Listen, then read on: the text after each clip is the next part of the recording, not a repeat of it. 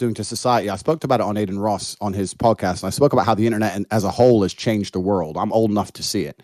And one of the ways it's changed the world is when there are certain beliefs, there are certain paradigms which are not allowed to be punctured, certain parameters which are set by the matrix in which you must pretend certain things are true. People ignore their own eyes and their own ears because they are afraid of upsetting the matrix. And my point is that a person like you, and I mean this with respect, I'm not here to argue with you, this is a professional debate. A person like you whose entire income, personality, his importance, his ego, everything relies on a Twitch account. If you lose it, you ain't shit.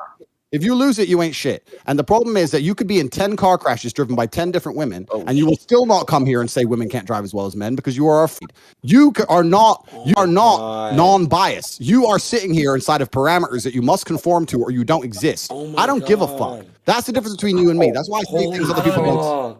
I don't know what it means. The last part. I mean, you talk about the matrix and the systems or whatever the fuck, but the only reason why you're relevant or cool in the real world is because you have money. Talk about the matrix, the fucking currency, and you think you're the top G because of that, and it makes you more important than other people who have value to society.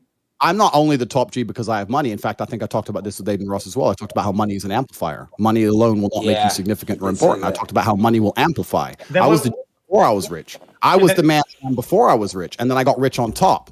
That's what it's amplified me. That's all it's done. It hasn't changed who I am. There's plenty of people with lots of money who ain't shit. Okay, so because of the vehicle of my message is Twitch, it's devalidated. It's not that it's devalidated at all, my friend. I think that Twitch is a fantastic. And you're meeting lots and lots of people, and I'm here on Twitch as well myself. My point is that you exist inside of parameters. The people who rely on the system will always fight to defend the system. The parameters are set in a way in which you cannot be completely and utterly honest, even if your personal experience tells you so. We don't even have to talk about driving. We can talk about anything. We can talk about the last 3 years where you walked around and didn't see a single sick person, and you had to pretend that you were supposed to be scared inside of your house because the parameters have told you if you say anything else, you lose your entire life. And your life is online. This is the reality. Not most people are not allowed to say what they think. Okay, this works both ways, though. It's not because you have harsher takes and crazier takes that this doesn't apply to you. I feel like you preach to the choir to fucking incels. Literally, that's like your bread and butter. Wait, isn't that TOS chat? So by extent, you try not to go against these opinions because you're going to lose these people. Like that's just how it is.